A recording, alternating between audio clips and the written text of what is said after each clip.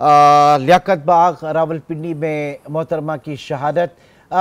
बाद में ये भी कहा गया कि जनाब आईएसआई चीफ नदीम ताज की वार्निंग को नज़रअंदाज किया गया। किस तरह की वार्निंग्स थी, किस तरह की थ्रेट्स थी?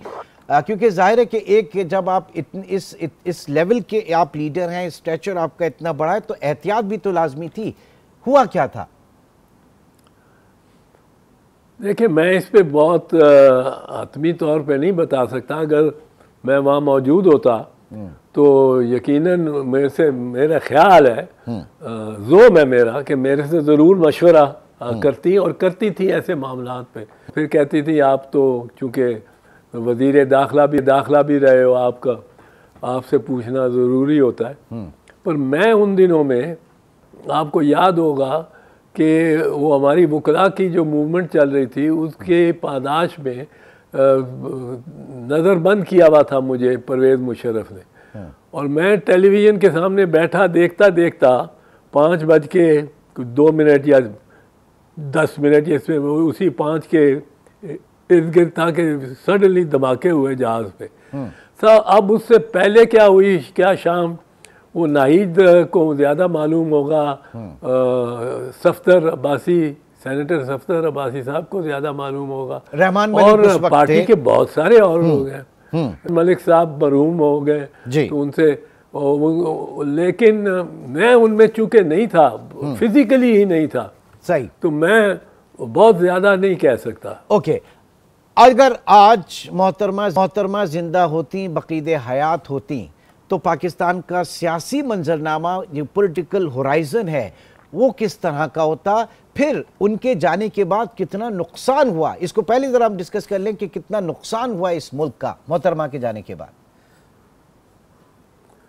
नहीं, मोहतरमा के जाने से एक बहुत बड़ा खिलाफ पैदा हो गया, एक बहुत बड़ा खिलाफ। इतना एहसास भी नहीं था लोगों को जितना एहसास ये आहिस्ता आहिस्ता आहिस्ता आहिस्ता पैदा हुआ है।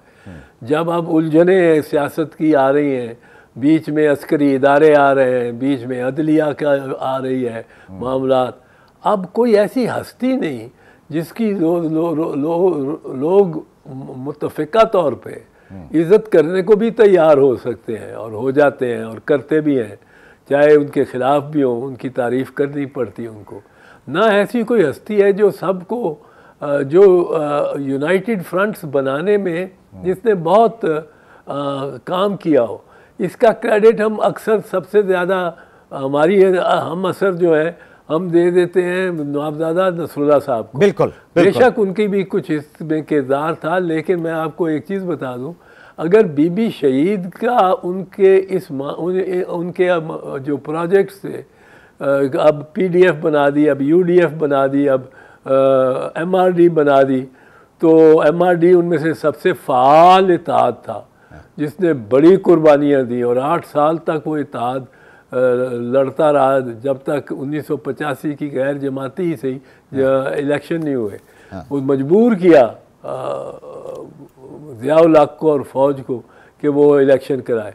अच्छा, अब उसमें ये बीबी की शख्सियत थी कि एक से ज़्यादा राय रखने वाले लोगों के साथ लेके चल सकती थी।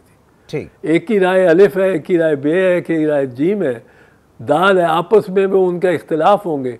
बीबी के साथ जब मुश्तरका कोई जदोजहद में शामिल होते थे तो सब इकट्ठे होते थे। और ये नवाबजादा नसरुल्लाह साहब को भी इसके बात का क्रेडिट मिलता था कि बीबी उनकी बहुत ताज़ीम करती थी। अब तो खैर सर, वो ना हुकूमत में ना अपोजिशन में वो चाल चलन ही नहीं रहा। वो एक जो आप समझते हैं कि इतनी पाकिस्तान की सियासत जो परगंदा सियासत इस वक्त हो गई है